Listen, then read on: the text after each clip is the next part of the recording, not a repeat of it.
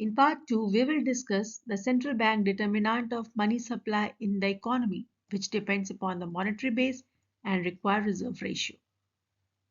So, central bank influence the money supply through monetary base and the required reserve ratio. Coming to monetary base, that is increase and decrease in money in the economy is done through open market operation. Now the question is, what is this open market operation? Open market operation is the general method or the quantitative method of credit control, where central bank sell and purchase government securities in the open market. That leads to impact the complete money multiplier. So any change in the monetary base through open market operation is going to impact the money supply in the economy directly. Increase in monetary base leads to increase in money supply, decrease in monetary base leads to decrease in money supply. Now coming to required reserve ratio. Required reserve ratio impacts the money multiplier process.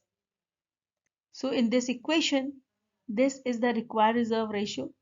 If required ratio will increase, the whole money multiplier will decrease, and this will lead to decrease the money supply in the economy. So we can say that the money multiplier leads to the change in the amount of money generated in the economy from the given monetary base.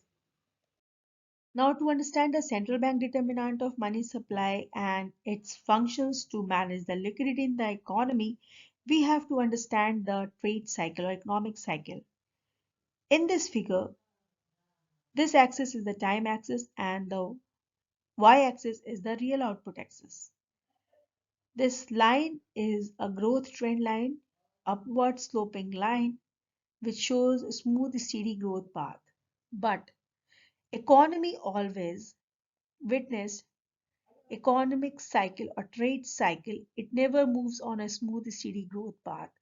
It witnessed the swings around this growth path.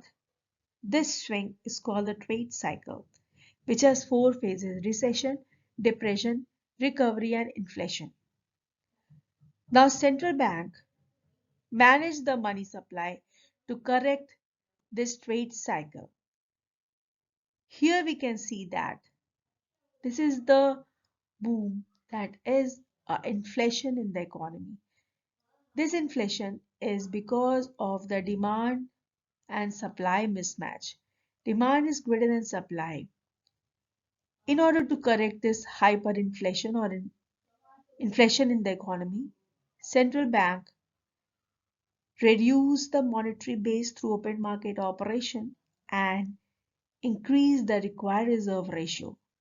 As a result, the demand comes down and demand supply mismatch is corrected and price is reduced in the market and this trade cycle is broken down. Now coming to the another side, when there is a depression in the economy, this leads to the fall in the price. This fall in price is because the supply is greater than demand in the economy. To increase the demand, central bank increase the monetary base by open market operation and reduce the required reserve ratio. As a result, money supply increases in the economy, leading to increase in demand.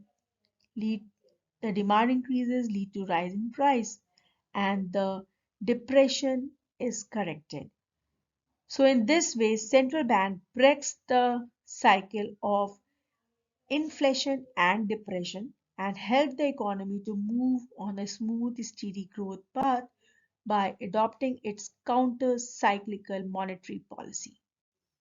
So now you should be clear that RBI plays a very important role in correcting the trade cycle or economic cycle by its counter-cyclical monetary policy.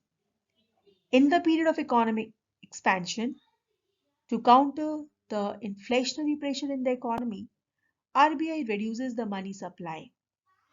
It is done by reducing the monetary base through the open market sale and increasing the required reserve ratio.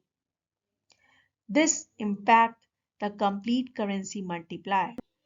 The monetary base will come down, required reserve ratio will increase, and money supply will be corrected. Correcting the inflationary pressure helps the economy to move on a smooth growth path. But in the case of economic downturn, to counter the deflationary pressure and stimulate the economy, RBI increases the money supply by increasing the monetary base through open market purchase and reducing the required reserve ratio. So increasing the monetary base and reducing the required reserve ratio is going to increase the money supply in the economy and thus help to break the deflationary pressure or downturn of the trade cycle and help the economy to move on a smooth, steady growth path.